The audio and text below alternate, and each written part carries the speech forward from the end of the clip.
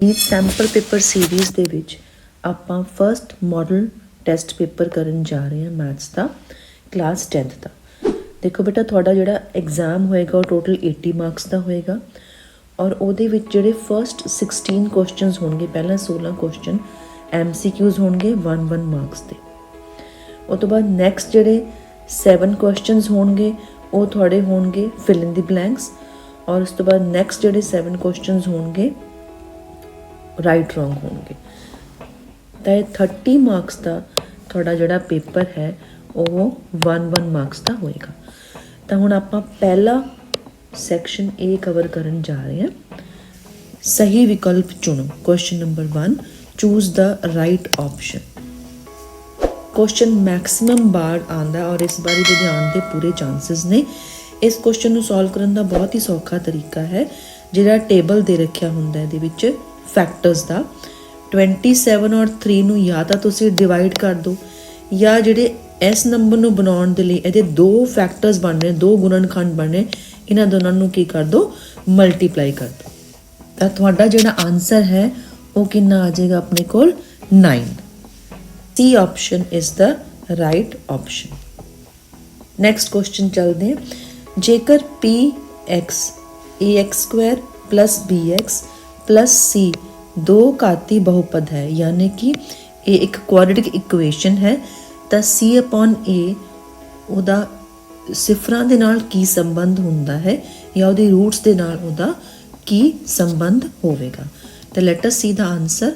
ਇਹ ਤੁਸੀਂ ਬੇਟਾ ਯਾਦ ਹੀ ਕਰ ਲਓ ਕਿ ਅਗਰ ਆਪਣੇ ਕੋਲ ਇਕੁਏਸ਼ਨ ਦੇ ਰੱਖਿਆ ਕੁਆਡ੍ਰੈਟਿਕ ਇਕੁਏਸ਼ਨ ਦੋ ਘਾਤੀ ਸਮੀਕਰਨ, ਤਾਂ ਉਹਦੀ ਸਮ ਆਫ ਰੂਟਸ -B/A ਹੁੰਦਾ ਹੈ ਔਰ ਪ੍ਰੋਡਕਟ ਆਫ ਰੂਟਸ ਯਾਨੀ ਕਿ ਗੁਣਨਫਲ C/A ਹੁੰਦਾ। ਇਹਨਾਂ ਵਿੱਚੋਂ ਇੱਕ ਕੁਐਸਚਨ ਆਉਂਦਾ ਹੀ ਆਉਂਦਾ ਪੇਪਰ ਤੇ। D option is the right option. Next question ਚੱਲਦੇ ਹਾਂ ਆਪਾਂ। ਇਹ ਵੀ ਕੁਐਸਚਨ ਬਹੁਤ ਐਕਸਪੈਕਟਡ ਹੈ। ਜਦ ਤੁਸੀਂ ਗ੍ਰਾਫ ਦੇਖੋ, ਆਲੇਖ ਦੇਖੋ, ਤਾਂ ਸਿਫਰਾਂ ਦੀ ਗਿਣਤੀ ਕਿੰਨੀ ਹੋਵੇਗੀ। ਤੁਸੀਂ ਇੱਥੇ ਕਾਊਂਟ ਕਰਨੇ ਹੈ ਕਿ ਐਕਸਿਸ ਨੂੰ ਗ੍ਰਾਫ ਕਿੰਨੀ ਵਾਰੀ ਕੱਟਦਾ ਹੈ, 1 2 ਔਰ 3 ਵਾਰੀ। ਠੀਕ ਹੈ, 1 2 3।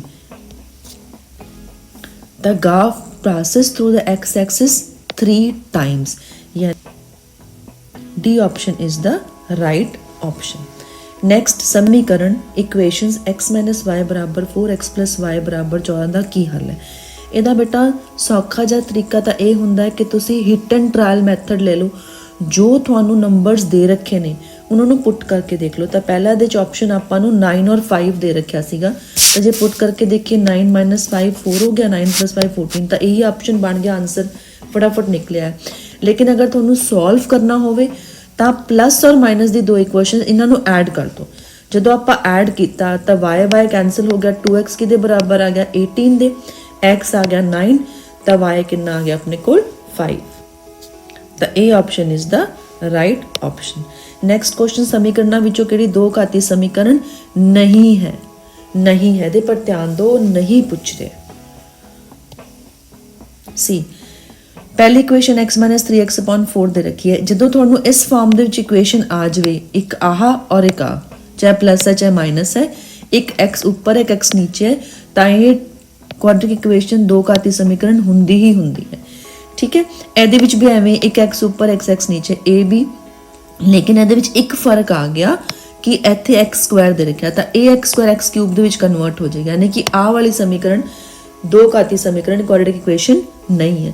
ਤੀਸਰੀ x² ਇੱਧਰ ਦੇ ਰੱਖਿਆ, 4x² ਇੱਧਰ ਦੇ ਰੱਖਿਆ, ਕੈਂਸਲ ਤਾਂ ਹੋਣਗੇ ਨਹੀਂ, ਇੱਥੇ 4 ਇੱਥੇ 1 ਹੈ, ਤਾਂ 3x² ਬਣ ਜਾਏਗਾ, ਤਾਂ ਇਹ ਵੀ ਹੈਗੀ ਹੈ। That means B option is the right option. ਇਹ ਦੋ ਘਾਤੀ ਸਮੀਕਰਨ ਨਹੀਂ ਹੈ। ਨੈਕਸਟ ਬੇਟਾ ਫਾਰਮੂਲਾ ਬੇਸਡ ਹੀ ਕੁਐਸਚਨ ਹੈ।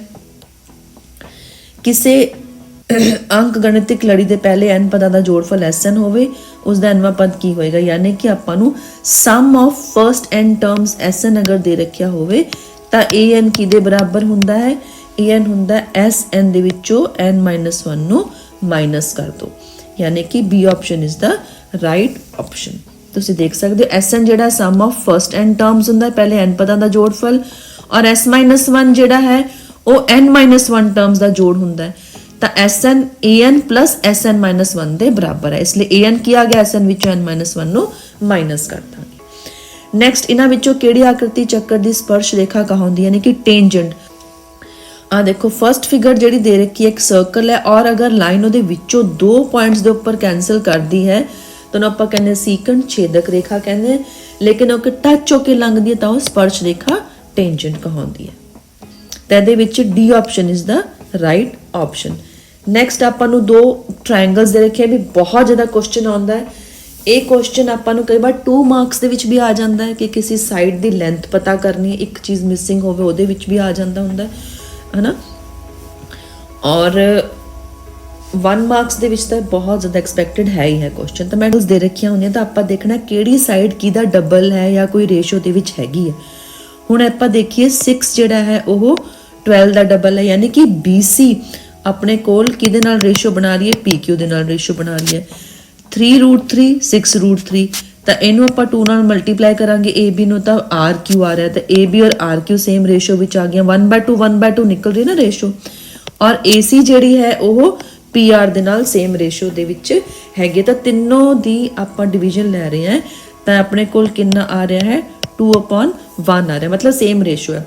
ਹੁਣ ਇੱਥੋਂ ਤੁਸੀਂ ਜਿਹੜਾ ਟ੍ਰਾਇੰਗਲ ਦਾ ਨੇਮ ਲੈਣਾ ਹੈ ਤਾਂ ਕਿ ਆਪਾਂ ਸਿਮਿਲੈਰਿਟੀ ਦੇਖ ਸਕੀਏ।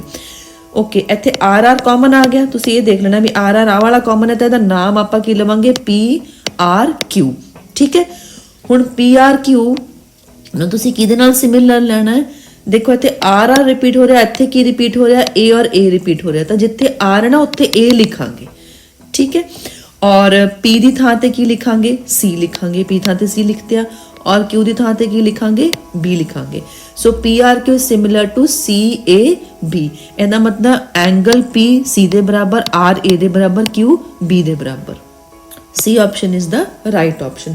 ਕੋਸੀਕੈਂਟ 0 ਸਕੁਆਇਰ ਦਾ ਮੁੱਲ ਕੀ ਹੁੰਦਾ ਹੈ, ਇਹ ਆਪਾਂ ਨੂੰ ਪਤਾ ਹੀ ਹੈ ਬੇਟਾ। ਕੋਸੀਕੈਂਟ 0 1/sin 0 ਦੇ ਬਰਾਬਰ ਹੁੰਦਾ, ਪਰ sin 0 ਕਿਹਦੇ ਬਰਾਬਰ ਹੁੰਦਾ ਹੈ 0 ਦੇ ਬਰਾਬਰ ਹੁੰਦਾ, ਤਾਂ 1/0 ਇਜ਼ not defined, ਤਾਂ C option is the right option. Theta ਦੇ ਕਿਸੇ ਮੁੱਲ sin ਥੀਟਾ cos ਥੀਟਾ ਕਦੋਂ ਬਰਾਬਰ ਹੁੰਦੇ ਨੇ, sin ਥੀਟਾ cos ਥੀਟਾ ਜਿਹੜਾ ਹੈ ਅਗਰ ਥੀਟਾ 0 90 ਡਿਗਰੀ ਦੇ ਵਿੱਚ ਹੈ ਤਾਂ 45 ਡਿਗਰੀ ਪਰ ਬਰਾਬਰ ਹੁੰਦੇ ਨੇ, ਤਾਂ ਇੱਥੇ ਆਪਸ਼ਨ ਆ ਗਿਆ ਆਨਸਰ। 7 ਸੈਂਟੀਮੀਟਰ ਭੁਜਾ ਵਾਲੇ ਕਣ ਵਿੱਚੋਂ ਸਭ ਤੋਂ ਵੱਡੀ ਉਚਾਈ ਵਾਲਾ ਇੱਕ ਸ਼ੰਕੂ ਕੱਢਿਆ ਗਿਆ ਹੈ, ਯਾਨੀ ਕਿ ਇੱਕ ਕੋਨ ਨੂੰ ਆਪਾਂ ਕੱਟ ਆਊਟ ਕੀਤਾ ਹੈ ਕਿਹਦੇ ਵਿੱਚੋਂ, ਇੱਕ ਕਿਊਬ ਦੇ ਵਿੱਚੋਂ, ਔਰ ਉਹਦੀ ਸਾਈਡ ਕਿੰਨੀ ਦੇ ਰੱਖੀ ਹੈ 7 ਸੈਂਟੀਮੀਟਰ, ਤਾਂ ਕੋਨ ਦੀ ਜਿਹੜੀ ਹਾਈਟ ਹੈ ਉਹ ਕਿੰਨੀ ਹੋਵੇਗੀ। ਤਾਂ ਤੁਸੀਂ ਫਿਗਰ ਨਾਲ ਸਮਝੋ ਬੇਟਾ, ਆ ਤੁਹਾਨੂੰ ਇੱਥੇ ਕਿਊਬ ਜਾਂ ਕਣ ਦੇ ਰੱਖਿਆ ਸੀਗਾ, ਆ ਮੈਂ ਸੇਮ ਹਾਈਟ ਦਾ ਕੋਨ ਲੈ ਲਿਆ ਹੈ। ਹੁਣ ਅਗਰ ਇਹ ਕਣ 7 ਸੈਂਟੀਮੀਟਰ ਉੱਚਾ ਹੈ ਤਾਂ ਤੁਹਾਡੇ ਕੋਲ ਸ਼ੰਕੂ ਵੀ ਕਿੰਨਾ ਹੋਏਗਾ 7 ਸੈਂਟੀਮੀਟਰ ਹੋਏਗਾ। ਅਗਰ ਇਹੀ ਕੁਐਸਚਨ ਤੁਹਾਨੂੰ ਇੱਕ ਗੇਂਦ ਲਈ ਜਾਂ ਗੋਲੇ ਲਈ ਆ ਜਾਵੇ,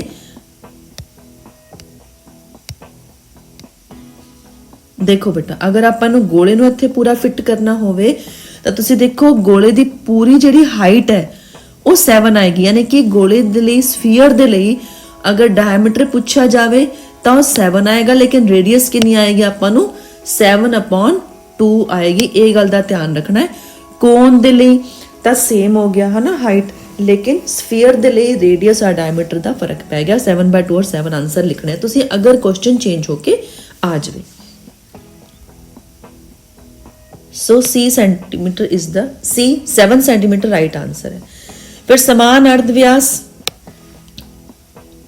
ਔਰ ਸਮਾਨ ਉਚਾਈ ਵਾਲੇ ਬੇਲਣ ਅਤੇ ਸ਼ੰਕੂ ਦੇ ਆਇਤਨ ਦਾ ਅਨੁਪਾਤ ਕੀ ਹੋਵੇਗਾ, ਯਾਨੀ ਕਿ ਇੱਕ ਆਪਾਂ ਨੂੰ ਦੇ ਰੱਖਿਆ ਹੈਗਾ ਹੈ ਸਿਲੰਡਰ ਔਰ ਇੱਕ ਦੇ ਰੱਖਿਆ ਹੈ ਕੋਨ, ਦੋਨਾਂ ਦਾ ਰੇਡੀਅਸ ਔਰ ਹਾਈਟ ਸੇਮ ਨੇ, ਯਾਨੀ ਕਿ H ਔਰ R ਸੇਮ ਨੇ, ਤਾਂ ਦੋਨਾਂ ਦਾ ਅਗਰ ਆਪਾਂ ਲਿਖ ਲਈਏ ਵੋਲਿਊਮ ਆਇਤਨ ਲਿਖ ਲਈਏ ਤਾਂ ਆ ਫਾਰਮੂਲਾ ਹੋ ਗਿਆ ਸੇਮ। ਅਗਰ ਇਹਨੂੰ ਸੋਲਵ ਕਰਾਂਗੇ ਆ ਕੈਂਸਲ ਹੋ ਗਿਆ, ਠੀਕ ਹੈ, ਤਾਂ ਇਹ ਕਿੰਨਾ ਆ ਗਿਆ 1:3। ਸੋ ਤੇ ਸ਼ੰਕੂ ਦਾ ਆਨਸਰ ਆਏਗਾ 3:1। 3:1 ਸ਼ੰਕੂ ਵੇਲਣ ਦਾ 1:3 ਹੋਣਾ ਸੀਗਾ ਹੈ ਨਾ। ਤਾਂ ਇੱਧਰ ਆਪਣੇ ਕੋਲ ਸਿਲੰਡਰ ਹੈ ਨਾ ਔਰ ਆ ਹੈਗਾ ਹੈ ਕੋਨ, ਯਾਨੀ ਕਿ ਆ ਵੇਲਣ ਹੈ ਆ ਸ਼ੰਕੂ ਹੈ, ਤਾਂ 3:1 ਆਨਸਰ ਹੋ ਗਿਆ। ਨੈਕਸਟ ਆંકੜਿਆਂ ਦਾ ਬਹੁਲਕ ਕੀ ਹੋਵੇਗਾ, ਤਾਂ ਦੇਖੋ ਬਹੁਲਕ ਮਤਲਬ ਜਿਹੜਾ ਸਭ ਤੋਂ ਜ਼ਿਆਦਾ ਵਾਰੀ ਆਂਦਾ ਹੈ। ਮੋਡ ਤਾਂ ਮੋਡ ਕਿੰਨਾ ਹੋਏਗਾ, ਇਹਦੇ ਵਿੱਚ ਸਭ ਤੋਂ ਜ਼ਿਆਦਾ ਵਾਰੀ ਕੌਣ ਆਇਆ ਦੇਖੀਏ, ਲੈਟ ਅਸ ਚੈੱਕ 2 2 2, ਤਾਂ ਆਨਸਰ ਕਿੰਨਾ ਹੈ 2। ਹੇਠਾਂ ਦਿੱਤੇ ਸੰਖਿਆਵਾਂ ਵਿੱਚੋਂ ਕਿਹੜੀ ਸੰਖਿਆ ਕਿਸੇ ਘਟਨਾ ਦੀ ਸੰਭਾਵਨਾ ਨਹੀਂ ਹੋ ਸਕਦੀ, which of the following numbers cannot be the probability। Probability ਦੇ ਲਈ ਬੇਟਾ ਆਪਾਂ ਇਹ ਗੱਲ ਯਾਦ ਰੱਖਣੀ ਹੈ ਕਿ ਸੰਭਾਵਨਾ ਜਾਂ PE ਦੀ ਜਿਹੜੀ ਵੈਲਿਊ ਹੈ ਉਹ 0 ਔਰ 1 ਦੇ ਵਿੱਚ ਰਹਿੰਦੀ ਹੈ ਹਮੇਸ਼ਾ, ਔਰ ਅਗਰ ਪਰਸੈਂਟੇਜ ਵਿੱਚ ਆ ਜਾਵੇ ਤਾਂ 0 ਔਰ 100% ਦੇ ਵਿੱਚ ਹੁੰਦੀ ਹੈ। ਹੁਣ ਇਹ ਨੰਬਰਸ ਦੇ ਵਿੱਚੋਂ 1 ਸਹੀ ਹੈ, 0 ਸਹੀ ਹੈ, 2/3 ਲੈਸ ਦੈਨ 1 ਹੈ, ਇਹ ਵੀ ਸਹੀ ਹੈ, ਯਾਨੀ ਕਿ 3/2 ਜਿਹੜੀ ਆ ਉਹ ਸੰਭਾਵਨਾ ਨਹੀਂ ਹੋ ਸਕਦੀ। ਅਸੰਭਵ ਘਟਨਾ ਦੀ ਸੰਭਾਵਨਾ ਕਿੰਨੀ ਹੁੰਦੀ ਹੈ ਆਪਾਂ ਨੂੰ ਪਤਾ ਹੀ ਹੈ, 0 ਹੁੰਦੀ ਹੈ। इम्पॉसिबल ਦਾ ਆਨਸਰ ਆਏਗਾ 0 ਔਰ ਨਿਸ਼ਚਿਤ ਸ਼ੋਰ ਇਵਨ ਦਾ ਆਨਸਰ ਕਿੰਨਾ ਆਂਦਾ ਹੈ 1। ਬਾਕੀ ਸਾਰੀ ਵੈਲਿਊਜ਼ ਇਹਦੇ ਵਿੱਚ ਹੁੰਦੀਆਂ, 네ਗੇਟਿਵ ਵੀ ਕਦੇ ਨਹੀਂ ਹੋ ਸਕਦੀ ਹੈਗੀ, ਹੈ ਨਾ, ਤਾਂ 0 ਆਨਸਰ ਆ ਗਿਆ। Let us now move to the second question. ਸਹੀ ਗਲਤ ਉੱਤਰ ਦੀ ਚੁਣਾਵ ਕਰੋ, ਯਾਨੀ ਕਿ ਰਾਈਟ ਐਂਡ ਰੋਂਗ। ਹੁਣ ਇਹ ਜਿਹੜਾ ਕੁਐਸਚਨ ਦੇ ਰਿਹਾ √3 ਇੱਕ ਪਰਿਮੇय ਸੰਖਿਆ ਨਹੀਂ ਹੈ, ਇਹਨੂੰ ਤੁਸੀਂ ਰੱਟਾ ਹੀ ਲਗਾ ਲਓ, ਕਿਸੇ ਨਾ ਕਿਸੇ ਤਰੀਕੇ ਨਾਲ ਕੁਐਸਚਨ ਆਣਾ ਹੀ ਆਣਾ ਹੈ। √3 5 7 ਇਹ ਕਿਹੜੀਆਂ ਸੰਖਿਆਵਾਂ ਨੇ, अपरिमेय, या होर की लिख सकते हैं परिमेय नहीं। रैशनल नंबर्स ने एक ही ने, दे आर नॉट रैशनल, होर की लिखांगे इररैशनल। तो दोनों शब्द अगर थोड़े को आ जाते हैं इस तरीके नाल कि नॉट रैशनल या इररैशनल दोनों में जोड़ा भी आ जाए तो ये क्वेश्चन जोड़ा है वो सही है। समीकरण प्रणाली A1/A2 B1/B2 C1/C2 not equal to होवे तो समीकरण प्रणाली विलक्षण हल हुंदा है। हुण ये तुहानूं फॉर्मूला याद होने चाहिए, मैं तुहानूं सारा ही फॉर्मूला लिखवा दिंदी है। सी अगर विलक्षण हल है यानी कि यूनीक सॉल्यूशन है गिवन लीनियर इक्वेशंस दे पेयर दा, तो A1/A2 is not equal to B1/B2 होगा। ठीक है, अनेका हल है मैनी सॉल्यूशन, तो A1/A2 B1/B2 C1/C2 दे बराबर होगा। और कोई हल नहीं है, नो सॉल्यूशन, तो A1/A2 equal to B1/B2 not equal to C1/C2 होएगा। सो ਇਹਦੇ ਵਿੱਚ अपना क्वेश्चन ए की बनता है गलत, गलत बनता। ठीक है, अगेन फॉर्मूला बेस्ड क्वेश्चन आ गया। ax² bx + c + 0 ਦੇ मूल यानी कि रूट्स, अगर रूट्स ਜਿਹੜੀਆਂ ਹੈਗੀਆਂ ਉਹ ਕੀ ਹੋਣ, ਇਕੁਅਲ ਹੋਣ, ਤਾਂ डी भी ਕੀ ਹੁੰਦਾ, इक्वल टू 0 ਹੁੰਦਾ। ਤਾਂ ਤਿੰਨੋਂ ਚੀਜ਼ਾਂ ਹੀ ਦੇਖ ਲਓ। अगर ਐਵੇਂ ਆ ਜਾਵੇ ਕਿ मूल वास्तविक ਹਨ यानी कि रियल रूट्स, ਤਾਂ d > 0 ਹੋ ਗਿਆ।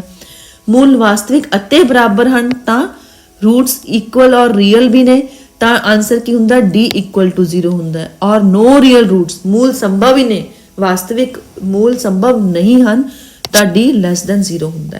ਤਾਂ ਇਹਦੇ ਵਿੱਚ मूल समान ਦੇ ਲਈ इक्वल टू भी ਦੇ ਰੱਖਿਆ, ग्रेटर देन भी, ਤਾਂ ਇਹ ਆਪਸ਼ਨ ਕੀ ਹੋ ਗਿਆ, गलत हो गया।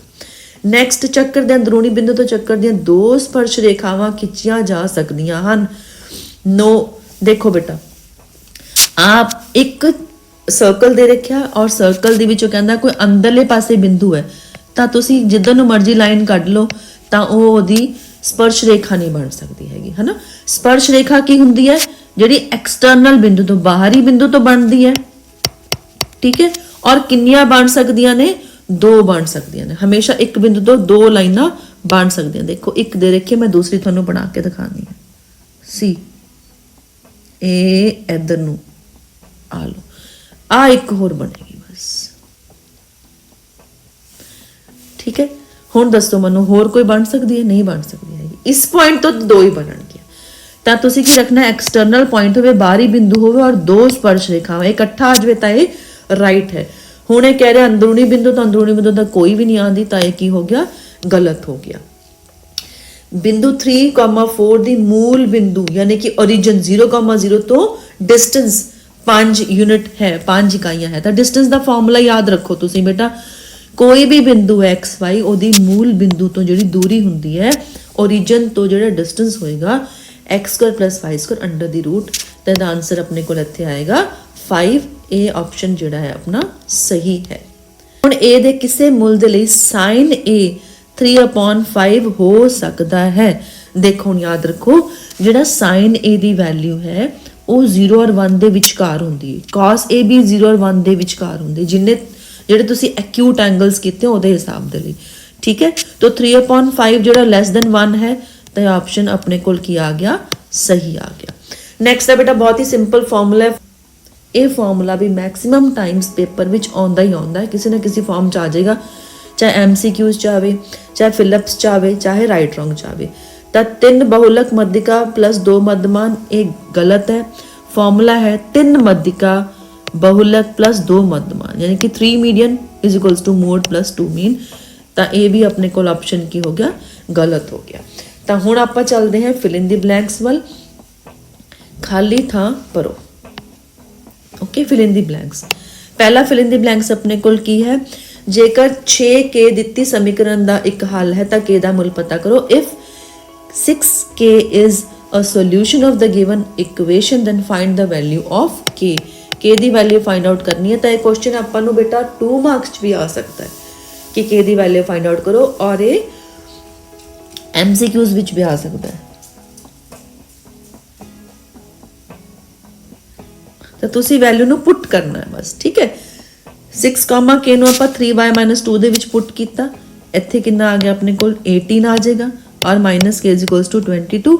तो -k इज 4, तो k इज इक्वल्स टू -4, तो इत्थे अपने कोल आंसर आ जाएगा -4।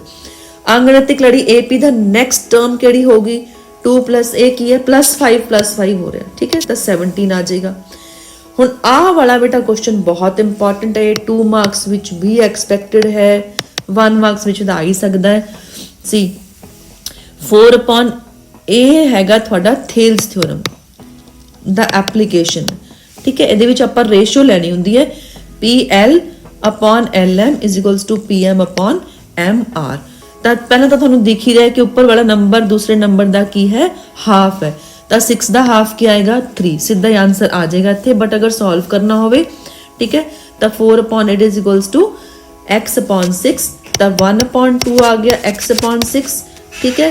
तो मेरे को x की वैल्यू कितनी आ गई 3, तो इत्थे आ जाएगा आंसर अपने को 3। जेकर रेखाखंड RS का मध्य बिंदु M है, if M is the midpoint of the line segment RS, RM और SM का अनुपात रेशो की होएगा, 2 इक्वल साइजेस ने उन्हां दी रेशो कितनी होएगी 1:1 होएगी। सी आ मैं RS ड्रॉ किया, ठीक है, M मिड पॉइंट ले लिया, इधरों भी फॉर एग्जांपल RS जो होवे 6, तो आ भी 3 हो गया, आ भी 3 हो गया अपने को, ठीक है। तो रेशो ऑफ 3:3 कितनी होएगी 1:1। तो आंसर की आना इत्थे 1:1 आना, इक्वल अनुपात हो गया ना। फिर भी अगला नेक्स्ट क्वेश्चन भी अपने को 5th फॉर्मूला ही है बेटा, ए भी फॉर्मूला है, ए भी फॉर्मूला है। चक्री खंड का खेत्रफल संगत अर्धवैसी खंड का खेत्रफल माइनस संगत डैश का खेत्रफल होंदा, यानी कि ये पूछ रहा है कि अगर आपां नूं एक आ सर्कल दे रखिया है, इहदे विच आ आपां नूं दे रखिया है सैक्टर अर्धवैसी खंड, और आ दे रखिया है सैगमेंट का एरिया कितना होएगा। तो सैगमेंट का एरिया कढ़न लई की हुंदा अपने कोल sector minus area of triangle, यानी कि अर्धवैसी खंड दे विचों त्रिभुज या त्रिकोण का खेत्रफल आपां माइनस करांगे। तो इत्थे की आ जाएगा अपने कोल आंसर त्रिकोण। गोले के कुल सतह का खेत्रफल, ये फॉर्मूला याद ही रखो 4πr²।